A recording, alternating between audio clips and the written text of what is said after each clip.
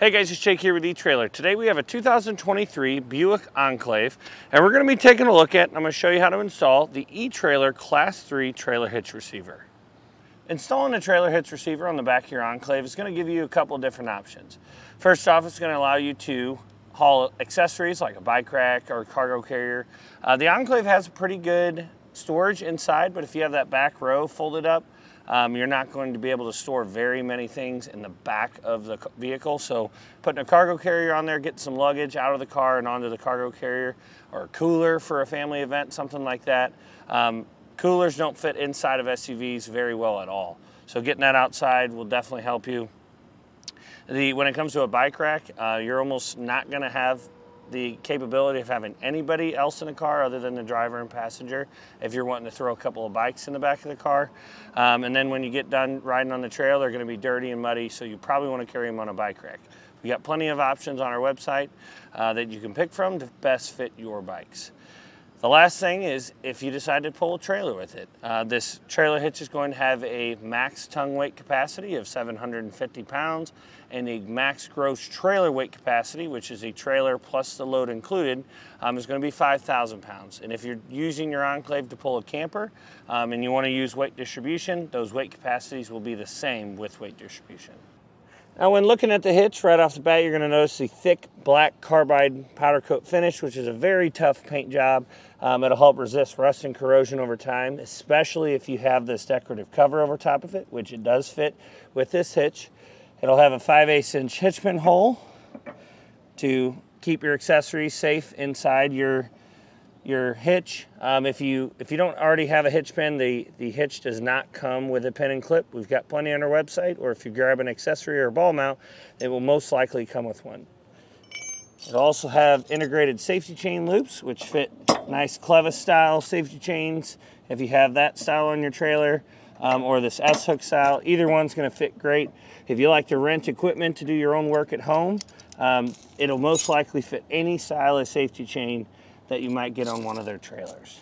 Now because our hitch sits behind this appearance panel, you're going to have to really watch what accessories you get to make sure that they're going to have a long enough shank to be able to fold up to the back of your vehicle. In addition to that, make sure you get a ball mount that has a long enough shank or two holes to choose from to be able to put the pin in to keep the ball mount in your trailer a little bit further away from your fascia. But from the center of our fascia, or center of our hitch pin hole to the outermost part of our fascia is going to be about 2.5 inches. So just keep that in mind. If you watch some of our videos on bike racks and cargo carriers, they will give you a measurement from the center of the hitch pin hole on the accessory to the closest part of the accessory when it's folded up. So you can do some quick math there and see if the accessory would be able to fold up to the back of your Enclave with this hitch installed. From the ground to the top inside of the receiver tube, which is going to be your clearance, it's going to be 21 inches. That is more than enough space. If you get a cargo carrier with a 2-inch rise or no rise, that should be more than enough space. You don't have to worry about any accessory bottoming out when you're pulling them behind your vehicle. Now when it comes to installation, this is not a difficult installation at all. It actually makes it easier because you have to take the rear fascia off. The rear fascia, removing it, it's very intimidating because it's such a large piece of plastic that you have to take off all at the same time. But with an extra set of hands, there's about 18 screws that you have to remove.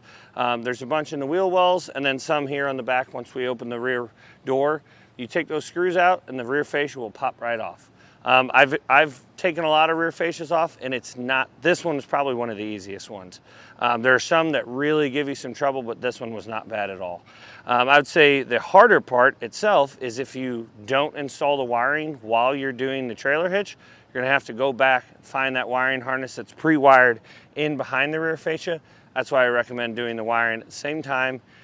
Regardless if you decide that you're gonna pull a trailer or not, I think it adds great resale value for the vehicle. If you go to sell it to somebody else, you're gonna have that wiring there if you ever decide to pull a trailer in a pinch. So it's a lot easier to put the wiring in with the rear fascia off. So let's go ahead and pull the vehicle in there and show you how we got the hitch in place. To begin our installation, we're going to need to open the rear hatch, and there's going to be 2 plastic caps here that we're going to need to pop off. There's going to be 2 on each side. From this point forward, everything that we do on the driver's side of the vehicle, we're going to be doing to the passenger side. So we're just using a little pick here. You can use a small flathead screwdriver. You'll see a 7mm bolt head behind there. Take a 7mm socket and get those removed.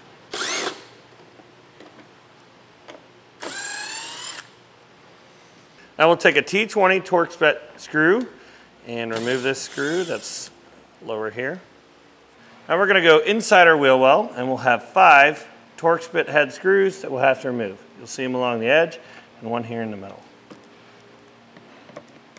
This definitely helps if you have an angle drill like this, or you can just use a socket on the end of a ratchet.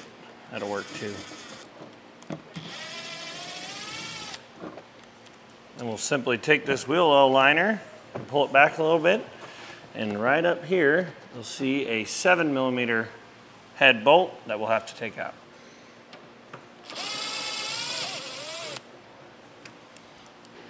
Now we can take that T15 Torx bit and take our last 2 screws off the bottom of our fascia before we start pulling it off. Now before we pull our rear fascia off, we're going to come to this joint here and then along the taillight, since we're going to be pulling this section off.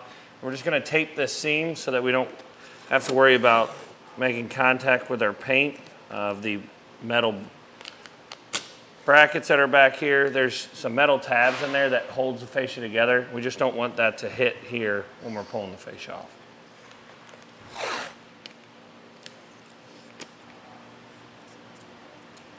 Now with an extra set of hands, we can start popping our fascia off.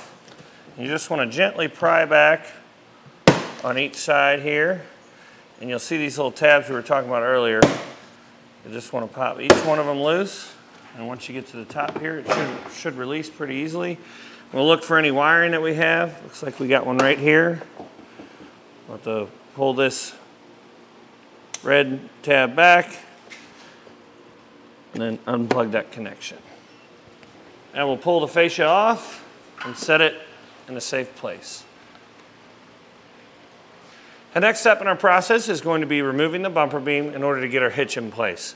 The only thing is there's 2 bolts on either side that are holding on the bottom of our bumper beam. We'll have 2 15mm bolts up top too.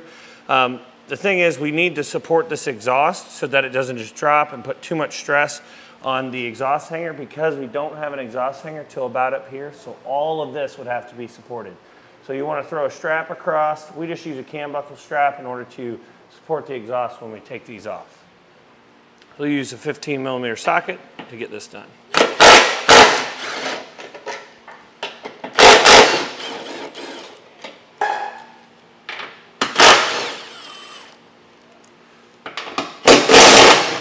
I like to leave the last one loosely on so that I can take it off by hand whenever I get this other side completed.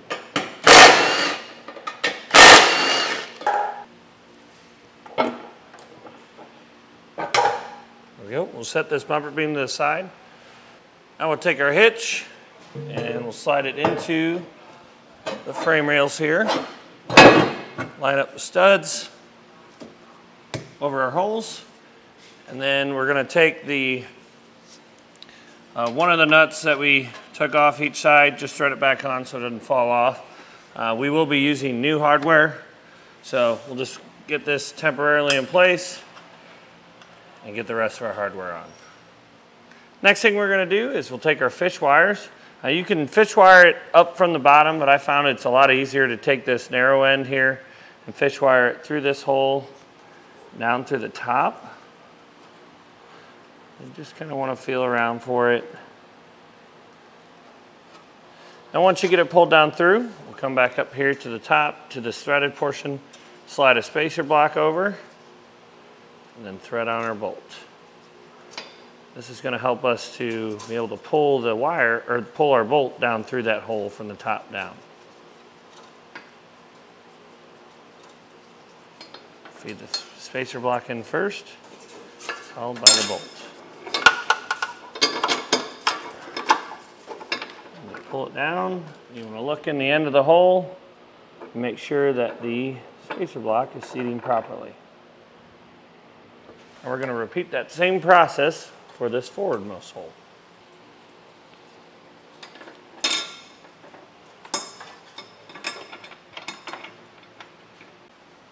Now we can take our fish wire off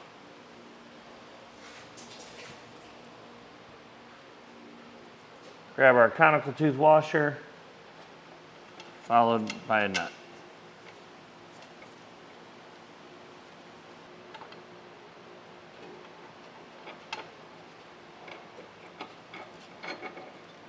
Now we're going to torque down these 4 bolts to the specifications and the instructions. The reason why we're doing these right now is because our next set of bolts are going to have to go up in these holes to hold the exhaust hanger bracket there.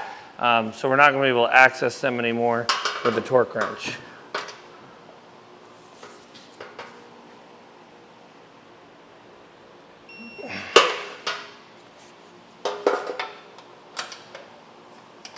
After we get the hardware torqued down underneath, we'll put our factory nuts back on the top. We snug them up. We'll take the bolt that comes in your kit with the smaller conical tooth washers, lift our exhaust back up, and thread these into the weld nuts. Now we need to torque this hardware to the specifications and the instructions.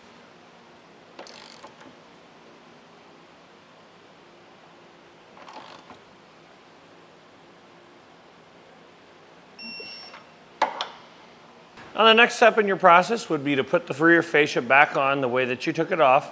But I highly recommend, if you're doing this to get your hitch installed, to go ahead and install wiring with it. It's going to be a plug and play application. This is the connector that we're going to need to plug into. And as you can see, it's really easy to access it now while we've got the rear fascia off. So we're going to go ahead and run our wiring. That way we can run the wiring across the cross tube here and zip tie it off everywhere so it's nice and safe up behind there.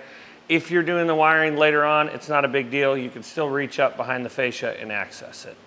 Once you get your rear fascia back on, after you get your wiring installed, if you did the same thing that we did and install your wiring at the same time as the hitch, you just want to make sure everything is safe and secure and you're ready to hit the road.